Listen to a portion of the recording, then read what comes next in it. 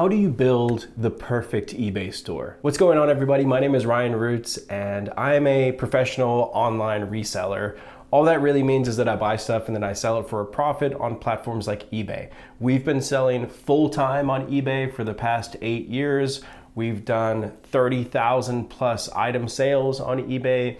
We've made over $1 million selling stuff on eBay. And I'm saying that not to brag, just to give you a little bit of background on why I feel like I'm able to make this video to help people build the perfect eBay store. Now, that being said, in today's video, I'm gonna take a look at 2 active eBay stores. I got their permission to take a look at their store. I posted a little thing on Instagram that said, hey, if you guys want us to take a look at your store and give a few helpful tips, send through your store, and 2 people did. So those are the stores that we're gonna take a look at today. Also keep in mind that a lot of the stuff that I'm gonna show you today is opinion-based. Like it's factual because it's worked for us in the past and for people that we've taught in the past. But a lot of the tips that I'm gonna give are somewhat open to interpretation. You don't have to do them. It's just stuff that we've noticed that has worked in the past. Also, I'm assuming if you clicked on today's video that you are already an eBay seller or you're thinking about becoming an eBay seller. So if you are a reseller and you like videos like this, informative videos, just teaching you how to do something a little bit different, then do me a favor, hit the thumbs up button on this video. Consider subscribing to the channel because we do teachy videos like this all the time. And also feel free to share this video with whoever you like. One other thing before I jump over to the eBay stores, and also I'm gonna actually like screen record me going through these stores and giving tips, so you'll see everything just as I see it. But a lot of people have been asking when we're gonna be opening up our mentoring group again. We have this group of resellers. There's like 600 or so resellers in this group, and it's been like over 2 years since we've opened that group up for new people to join. So we have decided to open that group back up, and I've set a date now for when we're going to be opening that group. So December 1st, 2023, we're going to open that group back up. It is an awesome group, whether you are new to reselling or we have some people in there doing like over $100,000 a month. So it is open to everybody, but spots will be limited. I'll put a link in the description of today's video, or just go to ralliroots.com, put in your name and email address, and we'll shoot you an email when that group finally opens up again. Okay, let's take a deep dive into these 2 eBay stores. I'll start with the first one, give a few critiques, and then we'll jump over to the second store. All right, here we go. The first eBay store that we're gonna take a look at is called MSL Creations. They have 100% positive feedback. They've sold 831 items on eBay, 161 followers. Hey, also, I will link both of these eBay stores in the description of today's video. It would be awesome if you go and click on their links and go and support them, maybe go buy something from their store. It was really nice of them to let me use their stores for this video, and I'm gonna try to be as nice as possible while still giving like some constructive feedback, constructive criticism on these stores. So go click on their stores and show some support if you want to. All right, let's get back into this. The first thing I see is you have a good store name. You have great feedback. You have a store banner in there, which is good. Your logo's in there. So all of that looks great. You have 287 active items on eBay. If we look at your categories, it looks like you're selling a lot of clothing and shoes, some toys, some collectibles. It's a good mixture of stuff, I see. Okay, so I've sorted your items by newly listed, so we can take a look at how you're currently actively listing your items on eBay. And let's take a look through these. It looks like you are listing quite a few like collectible toys. That looks good. Titles look good. You got some Carhartt jackets up there. You've got some good vintage t-shirts, some higher end vintage t-shirts. That's nice. Some good shoes. Okay, so a wide kind of variety of stuff. This is actually pretty similar to the type of stuff that we sell on eBay, so I should be able to give some good pointers here. Taking a deeper look into this, it looks like you are running some auctions, which is good. You also have buy it nows, which is good. I like a mixture. I think obviously the better way to sell on eBay is to do mainly buy it nows and not that many auctions, but it is good to run a few auctions at a time because that brings it brings more people to your page, and some of these people that are bidding on auctions might buy stuff buy it now as well. So it's good to have both. It's good engagement for the eBay store. All right, let's take a look at one of your listings. This is a higher end anime tee, Ghost in the Shell. So I'm gonna look at your title first. Vintage 1995 Ghost in the Shell anime t-shirt, size L, fashion victim. Okay, so the title looks pretty good. One thing that I would recommend for vintage t-shirts is don't only put the date in there. So you see how you have vintage 1995? I would actually title that vintage 90s and then the date. So vintage 90s and then 1995. The only reason why is because a lot of people, when they're searching for vintage on eBay, they're not putting a particular year. They're just gonna type in vintage 90s or 90s t-shirt or something like that. The word t-shirt, I would separate that as well, put a space in between the T and the shirt. Size L is fine, fashion victim is good. Okay, so that all looks pretty good. Your price is set to $650. One thing that has helped us in the past when we price out items is we don't like to use whole numbers. When we price stuff, we usually like to use something like, if this was $650, we would price it at $649.97 or $649.95. That little difference just kind of separates your item from other people that have listed as whole numbers. And if you think about it, there's a reason why places like Walmart, for example, there's a reason why they don't price everything at $10 or $12. If you go into Walmart, it's always like $11.97, $12.97. There's just like a psychology in people's minds that when they see that number, that little discount there, they're more likely to click on it and buy. Going back to the listing, the first picture looks good. I like that it is a front and back picture. That's not something that you see very often when people list vintage.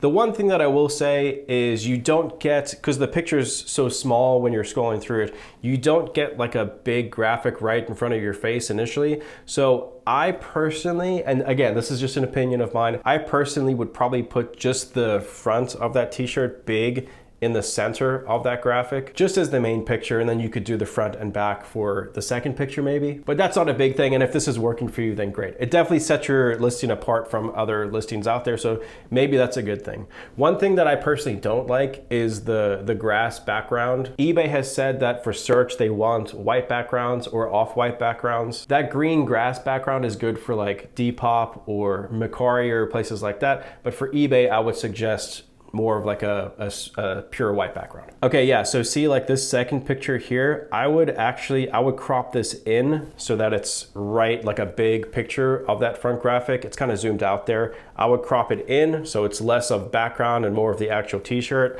but the actual picture is really good. Flat lay is nice, the t-shirt looks good. You are charging shipping, so shipping is one of those things that's up for debate, right? We do free shipping on almost everything that we do, unless it's like a really heavy item that's going, somewhere far, then we'll charge shipping. But listen, on a t-shirt that isn't going to cost you very much money to ship, and it's an expensive t-shirt, it's $650.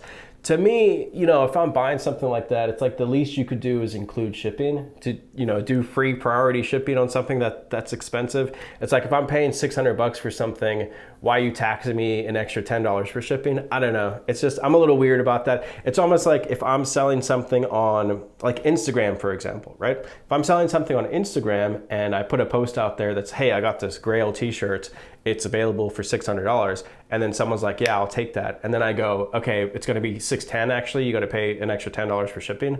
That's just, that's a little off-putting. Again, do what you want, but free shipping also gives you a bit of a boost in eBay search. That's from eBay themselves. They've said that many times in the past. If you do free shipping, if you offer free shipping and free returns, which we'll talk about that in a second, but free shipping and free returns will give you a little bit of a boost in search. So speaking of returns, you can see under returns, it says seller does not accept returns.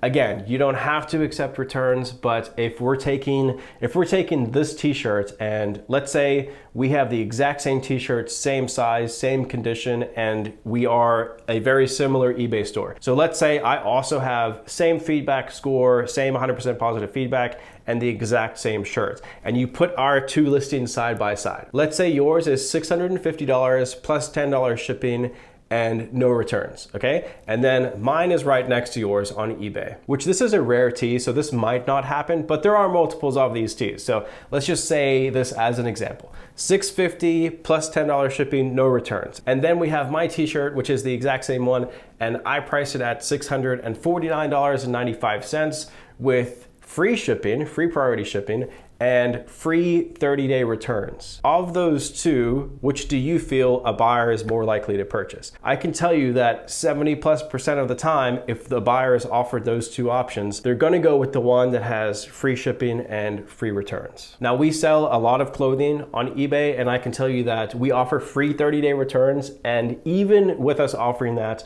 our return rate is less than 2%. Again, you do not have to do free returns, but I would suggest having some sort of a return policy at least, like 14-day buyer paid returns, that's totally fine. But having no returns on, just in my opinion, again, it just limits the type of buyer that is going to purchase from you. And also keep in mind that if an item is not as described, even if you have no returns on, a buyer can still open a return. So if a buyer gets this t-shirt and let's say it's not as described, they can still go to eBay and open a return even though you have no returns on. Let's keep scrolling down in the listing, item specifics. Your item specifics look great. Everything is in there. Item description from the seller. I mean, I'm assuming you used the eBay AI to write that for you. That's fine. I mean, it's pretty good. I like to take the item title and copy and paste that into the description, so that's the first thing that they see. But the AI, the AI tool has worked well.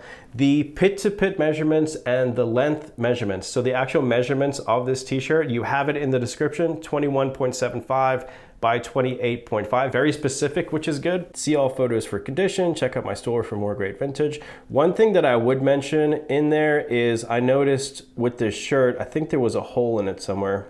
Take a look quick. Yeah, at the bottom, there's like a little repair, it looks like.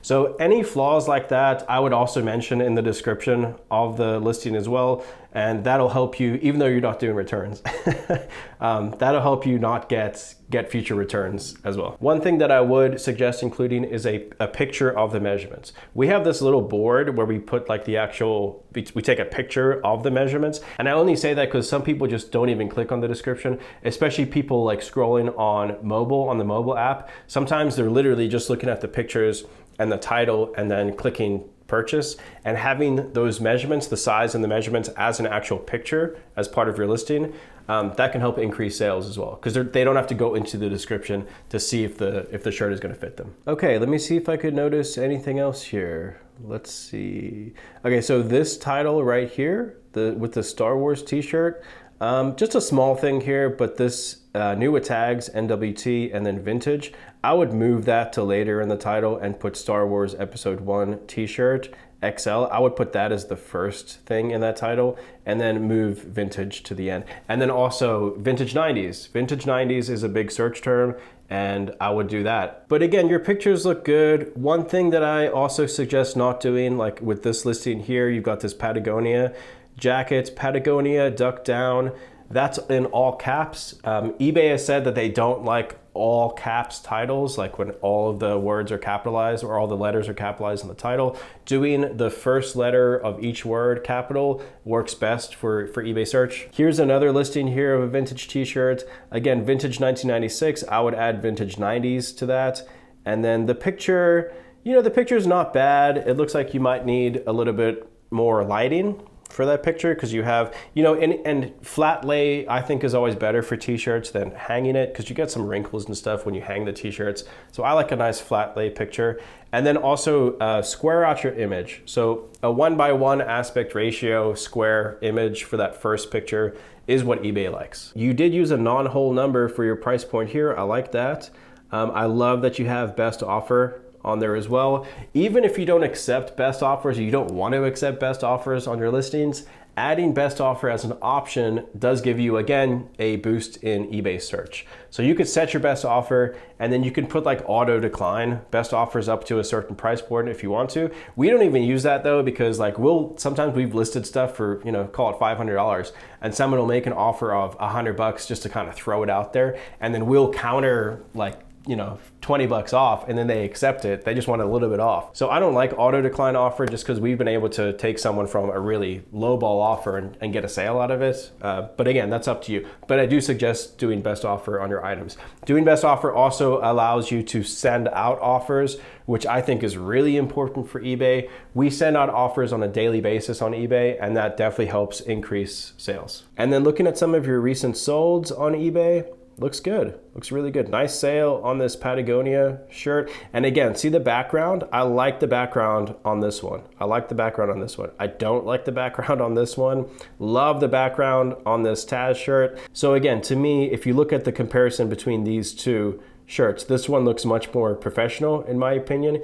Even though this typo negative sold for quite a bit more money, I still think that it's better to put, if you took this first image here, made it really, really nice and big and bold and takes up most of the real estate here on this picture, on this square image, I think that's the best way to do it. This shirt sold for a good amount of money at auction, mainly because it is just like a really rare shirt. But yeah, other than that, I actually think this store is doing a good job. You're listing well, your titles look fine, your pictures are good. Just tweak a little, you know, a couple little details, and I think that'll help you out. I think the big things for you would be try doing free shipping on, you know, especially on the more expensive items. Try that out, see if it helps at all. Try offering some sort of a return policy if you want to. If you start getting like crazy returns, then obviously it's not right for you. The free return's not right for everybody. But you know, try that out, and then try that vintage 90s, add that into your title instead of just the actual, you know, 1995 date. Try doing that vintage 90s. Hopefully those little things help you out. But other than that, the store looks great. Okay, store number 2. Before I jump into the store, again, if you're enjoying this video, if you've gained any sort of knowledge from it, please do me a favor, hit the thumbs up button. That just shows that I'm doing an okay job. All right, let's jump into store number 2. Okay, store number 2 is called Retro Kid Flips. Okay, so first of all, love the name. I love the branding. It looks really clean. You did a good job with the store banner there, and the name's really cool. One thing as well, if you don't have a store banner like this is a small thing. It's not like a big deal. But if you want to create a store banner for free, we use a website called canva.com. They do not pay us to endorse them at all. This is not a paid endorsement. It's a free site to use. We use it all the time for creating graphics.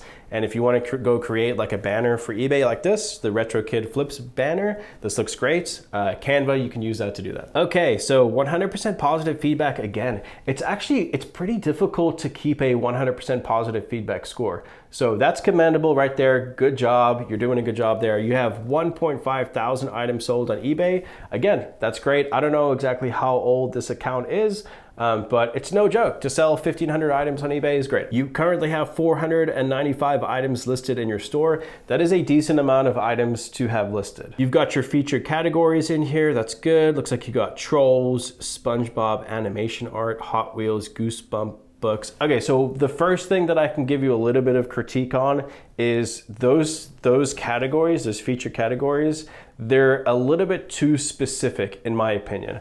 Like, you don't really need a SpongeBob animation art as a category. You can just have like an animation art as a category, and then you can put if you get a bunch of different animation art into there. Trolls, again, I don't think you need that as a category. You could have just a vintage toys category where all of your Trolls and other toys go in as well. Okay, I'm gonna take your items again, and I'm gonna sort by newly listed so we can see how you are currently listing items. And let's dive into these. Let's take a look. I'm gonna go to this Harley listing right here. Let's take a look at this one. And if I repeat some of the things from the last store review, I'm sorry, but it's hopefully this helps out a little bit. But let's dive into this. So the first thing I noticed, Harley Shovelhead Evo, all of this is full caps. Again, first letter of the word capitalized, that's fine, but try to keep like all caps out of your title. eBay doesn't really like that too much. Price is great. Again, you've gone under that whole number. So instead of listing it for $12, you listed it for $11.89, which is great. You have best offer on, that's awesome. Shipping, you're charging for shipping. So this is a prime example right here, right? So this exact same item, $11.89 plus an additional $4.89 shipping. So let's round up and call it, let's call it $16 between the shipping and the cost of the item. So if I was listing this item and I wanted $16 for it, I would list it for $15.97 with free shipping. Again, that's just me. I like to take the cost of the shipping and work it into the price. Again, you're paying eBay fees on the shipping and the sales price of the item anyway, so it's not like you're avoiding fees by doing that. So putting that shipping into the sale of the item is totally fine in my opinion. But again, you can charge shipping, you cannot charge shipping. I've seen super successful stores that charge shipping, and I've seen super successful stores that do free shipping. Both methods work. I just like doing free shipping. Going back down again, we have another seller does not accept returns. Let's go look at your other items real quick to see if that is the same for all your items. You click on this cranium one real quick. Yes, seller does not accept returns. Again, you know, doing that does hurt sales. Like, not having a return policy will limit the type of buyer that is going to purchase your item. And the example that I gave earlier in today's video, if you have the same item going against another seller and that seller offers free returns, it just gives a lot more confidence to a consumer when they see a seller that is again confident enough to sell their item with returns, with some sort of a return policy. Okay, so let's go back to this item right here. The picture, let's talk about the picture for a second. I'm gonna say this in the nicest way possible. I hate this picture. It looks like it's on a countertop. There's glare in the picture right there. It's kind of like dull. You can see what the item is, but it's just not a very good picture of the item. Your other pictures are fine, but obviously you're running like a really good store. You're running a good eBay store. So, you know, in my opinion, I would say go to Amazon maybe and buy some white photo paper. We use this photo paper called Savage white photo paper, and we've used the same roll for, oh my gosh, we've used the same roll for like probably 5 years. And it only costs like 50 bucks. But it's like good white photo paper. It makes a great background. You can set it up on, you know, a little curved background there. And if you took that white photo paper and took this same item, this Harley item, set up a couple little lights or use natural light if you want to. But if you did that and you took a picture, it's just gonna look so much nicer, in my opinion, than taking it on the counter. I understand like speed is everything sometimes when it comes to listing stuff on eBay. And it's a lot easier just to, you know, take an item, set it on your counter and take quick pictures of it and then get it listed. That's great.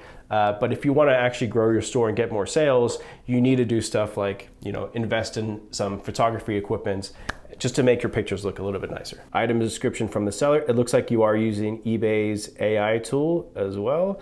Item specifics. It looks like you probably could add quite a few more item specifics to this. That helps a lot in search, so you might want to do that. And then again, a little thing, we like to take the title, we copy it, and then that's the first thing that we put in the description right at the top, and then the actual description underneath. Okay, so again, you have 495 items actively listed on eBay. I'm gonna sort it by, let's sort it by highest price actually.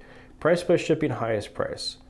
Oh wow, okay, so you have a wide range of values on your store, which I think is good. And it looks like you're listing a wide range of items as well, which is awesome. Most of your pictures are in that 1:1 aspect ratio square mode, which I like to see. Let's take a look at, so again, 495 results. Let's take a look at what you've sold recently. Sold items, we've got 233 results. That's a pretty decent sell-through rate. That's like a 50% 90-day sell-through rate. Let's sort by ended recently and see what we got here. Tony Horton power stands, push-up bars. One thing that I would suggest as well is you're not using all your title. I think eBay gives you like 80 characters in your title. We like to use up as much as we can, adding keywords around that item. That all helps boost search. Using the whole title and adding in keywords can help boost search. Relevant keywords, don't just like spam it with stuff that doesn't matter or stuff that isn't pertaining to the item, but add in relevant keywords. And again, just a little tweak on those pictures I think would go a really long way in your store. Maybe grab a box light as well off Amazon and that photo paper, and it'll change the game, I think, for your pictures. Okay, here's another quick tip that I noticed. Let's take a look at this full house. Actually, there's a couple things I'll show you on this listing. The title is good except for right here. Emojis do not belong in eBay titles. eBay themselves have said this. Keep out any special characters like, you know, crazy exclamation marks or emojis. Emojis don't do anything for search. Nobody goes to eBay and types in a fire emoji to search for something. So keep that out of your listing. I know sometimes you think like, okay, if if someone's scrolling and they see that fire emoji, it catches their eye and they're more likely to click on it. but it's really not very helpful. And then the other thing I would suggest, if you look at this picture, just zoom in on the actual image a little bit more so that it takes up more of that real estate. So like if I take a screenshot of this image, right? If I just square this out a little bit and take a screenshot of it, and then if we take these images and put them side by side, you can see this one takes up a lot more real estate in the picture than that one. That's just like, it's just a better way for someone to see the item. It's like right up full in their face instead of them having to kind of, you know, lean in and take a look at the picture. And then even better is if this picture was on like a solid white background or like an off-white background with nice lighting. If you took those two pictures and compared them next to each other, the listing with better lighting and photography, buyers are much more likely to click on that one than the one that's zoomed out with the fire emojis in the title. But again, I like the store. I think you've done a really good job so far. 100% positive feedback. You've sold a bunch of stuff, so that's good. Just tweak a couple things. And for those watching, if you want to go check out Retro Kid Flip's store, I'll put a link in the description of today's video to Retro Kid Flip store and to MSL Creation store. Thank you guys again so much for letting me critique your stores. Hopefully this video has helped out a little bit. And if you have any questions or you want to discuss stuff, or if you want to tell me that I'm totally wrong, leave a comment on this video and I'll respond. Thanks for watching, everyone. I'll see you next time. Bye. Later.